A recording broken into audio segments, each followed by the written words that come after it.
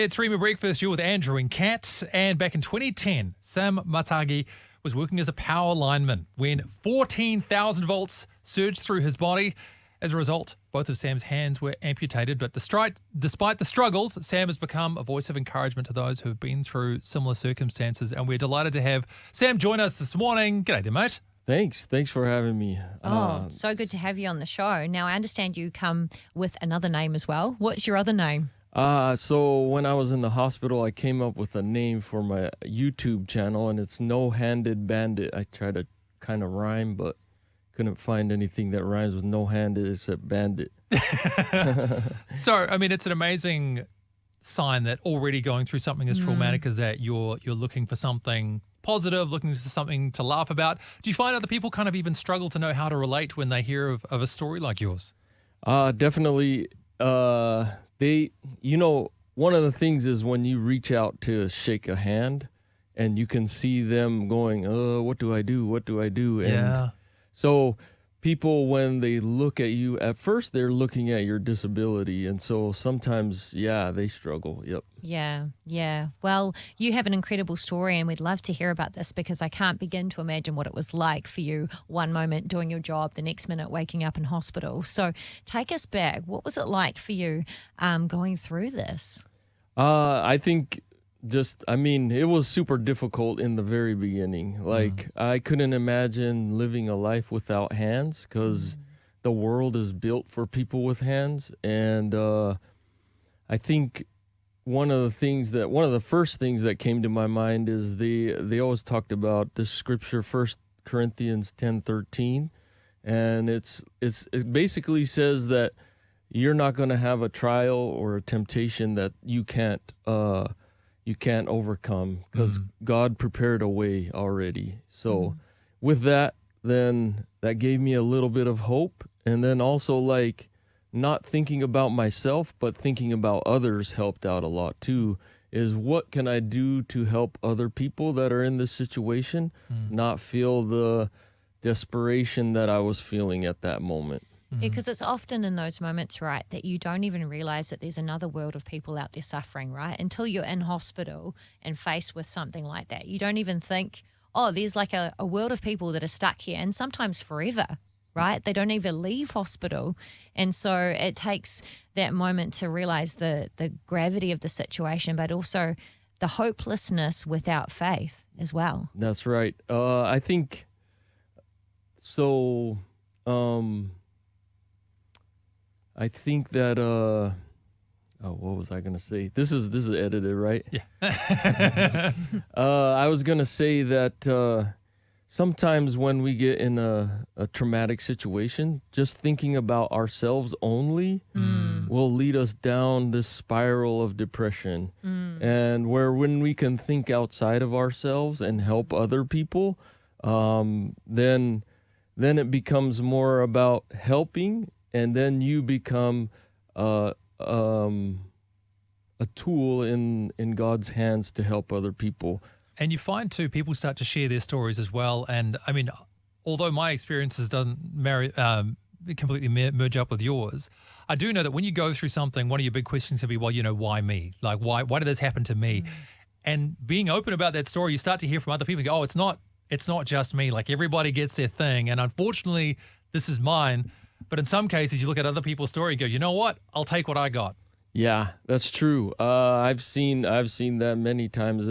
We have a conference that's for burn survivors all over the world, and they meet every 2 years. It's called World Burn Congress through Phoenix Society for Burn Survivors.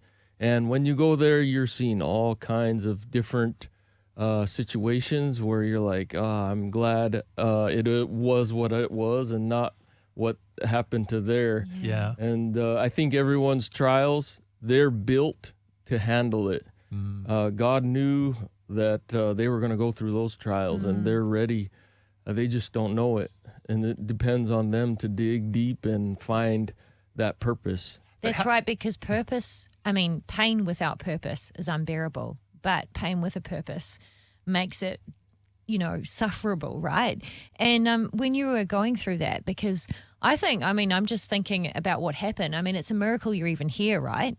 Yeah, I was in the bucket up high about 20 feet, working on the power lines, and when I took the shock, I wasn't breathing. And so fortunately, my supervisor lowered me down and started chest compressions, and then I started breathing. So you could die in those situations at any moment, and fortunately for me, I think God had a mission for me to fulfill here on earth, and so I am. Yeah, and as much as many people are benefiting from that now, and you're walking in that purpose now, you've shared a couple of times already. You're alluded to the fact that God has prepared us for these trials, and we're not aware of it. But can you think of the moment where you kind of became aware? Because I can imagine when you first wake up, it's not so full of faith and okay, I can do this. It's maybe this is the end. This is my dreams are gone, or whatever it might be. So how did you go from I've been through this trauma thing to no, actually I can get through this horrible situation I never would have wished on anyone? I think that it takes a long time. For me, it took a long time. Some people it's just right away. But because I had learned as a youngster about God and how his ways are different than ours, and also like studied scriptures back then, those scriptures came to my mind as a voice inside my head.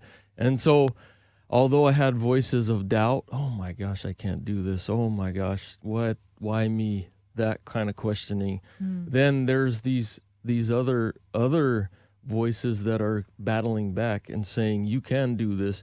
And it's just a matter of time and continuing and being resilient that eventually the voices of good overpower the voices of discouragement and sadness.